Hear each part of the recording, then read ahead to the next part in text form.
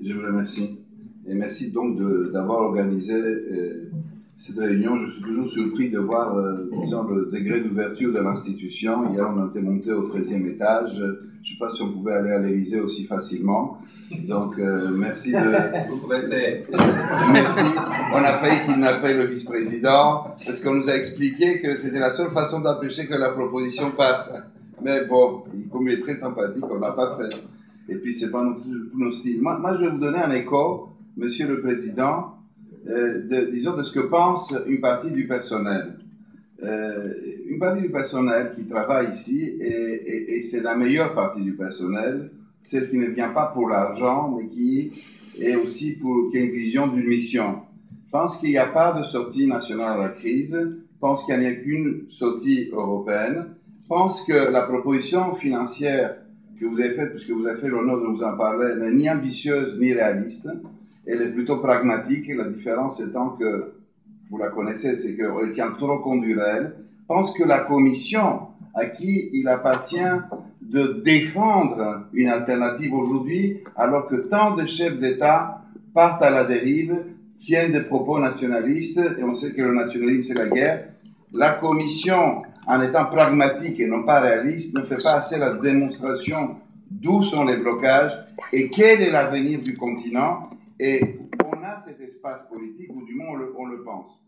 Voilà, ça c'est donc une première chose. Pense donc que ce que vous avez fait apparaît comme le résultat d'une pression idéologique très forte de la part des États membres qui partent eux-mêmes à la dérive et que c'est une réponse démagogique qui vise à affaiblir l'outil et à les démotiver parce que de plus en plus, on compte sur le sentiment d'imposture des collègues. On leur dit, allez, donc sur l'absence de leur fierté d'être, allez, c'est pas si grave, 2 jours de congé, ouf, on l'a échappé belle, et puis on coupe 5%, qu'est-ce que ça peut nous foutre? Et puis on préserve les AD12, et puis ces pauvres sécrétaires.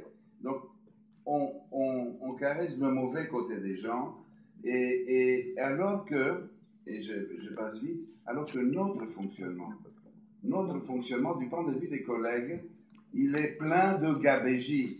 Savez-vous qu'un seul service de la Commission, une petite unité qui travaille avec une agence à Helsinki, a des frais de mission supérieurs aux services extérieurs, aux frais de mission de services extérieurs pour le Proche-Orient et l'Afrique du Nord.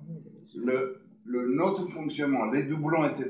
Donc, il y avait pas mal de choses à faire et qu'on pouvait le faire en discutant avec les collègues qui n'ont pas été faits pour accroître notre capacité. Peut-être que ça sera le faire. Et finalement, on a réduit, de tout ça, ce qui me semble le plus négatif, c'est la réduction de 5% des effectifs.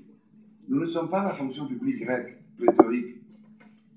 Nous sommes la fonction publique la plus ramassée du continent. En donnant les 5%, vous donnez l'image. Vous allez dans le sens du poil, des images populistes d'une fonction publique pléthorique. Nous sommes une fonction publique qui travaille en moyenne combien? 45 heures. 45 heures, 48 heures. Alors, au lieu de dire qu'on passe à 40 heures, alors que c'est dit 42 heures, on accrédite l'idée que nous faisons 37 heures et demie. Nous sommes une fonction publique où le taux d'absentéisme est 2 fois moins élevé que dans les fonctions publiques nationales.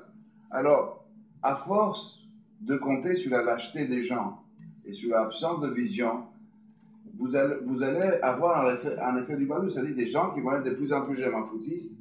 Et la fonction publique européenne ne peut marcher, et vous le voyez avec vos collaborateurs, et en partie aussi avec nous, nous l'espérons, que sur la base d'une motivation, sur la base d'une croyance en notre avenir commun, et sur la base d'une fierté que nous sommes une élite, non pas une élite de l'argent, mais une élite intellectuelle, une élite administrative. Et cette fierté d'être, vous ne la défendez pas, je sais que c'est un propos injuste, mais vous êtes le chef, et un chef doit prendre, comme moi, avec mon pauvre petit syndicat, je subis aussi des critiques injustes, un chef doit savoir écouter cela. Et donc, je vous prie d'excuser à la fois le fait d'être aussi téméraire, aussi sincère, et j'espère ne pas vous avoir gâché la journée.